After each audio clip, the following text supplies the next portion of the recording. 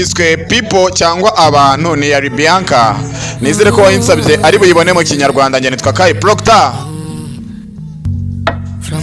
from Bameda ni Bianca. Njye nitwa Kai Proctor. Nizere ko uri budufollowing. Namaze igihe nywa amayoga iminsi 5 ishize. Ese wigeze umenya uko meze? Ese wigeze unshakisha? Nagiye mu byumba amaso yanjye yatukuye kandi nta nanyoye amatabi. Ese wigeze umenya uko meze? Ese wigeze umenya ukuntu meze? Nta muntu wigeze umenya ibyo ndi kunyuramo, kubera ko mba nisekera kandi isura yanjye ntabwo wamenya uko meze. Ntabwo umenya ko nashyinguwe ndi mu mva yanjye, kubera ko ubona abantu ukabona abantu ntabwo baba bakuze, ntabwo baba bamenya ibintu unyuramo, kubera ko abantu bose ubona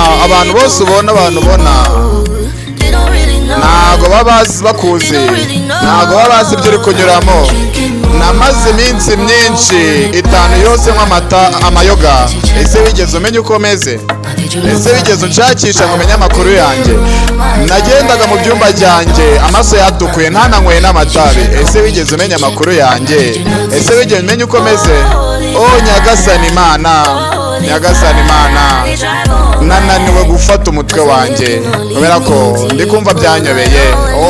Nyagasani Data, basi mfasha gusobanukirwa, kubera ko ntago bari hano. Kubera ko ubona abantu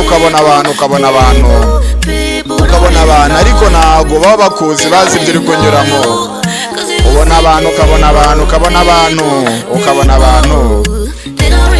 ariko ntago baba bazi ibyo uri kunyuramo. Namaze igihe nywa amayoga iminsi 5 yose. Wigeze umenya uko merewe? Ese wigeze unshakisha? Nagiye mu byumba byanjye amaso yatukuye kandi nigeze nywa amatabi. Wigeze umenya uko meze?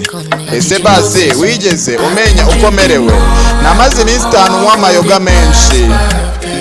Wigeze umenya uko meze? Wamenye amakuru yanjye? Wigeze se unashaka kubimenya? Nagiye mu byumba byanjye nzenguruka amaso ari imituku kandi ntanyoye itabi. Wigeze umenya amakuru yanjye? Ese wigeze umenya uko merewe? Namaze iminsi nywa amayoga. Wigeze umenya amakuru yanjye? Njye nitwa Kai Proctor.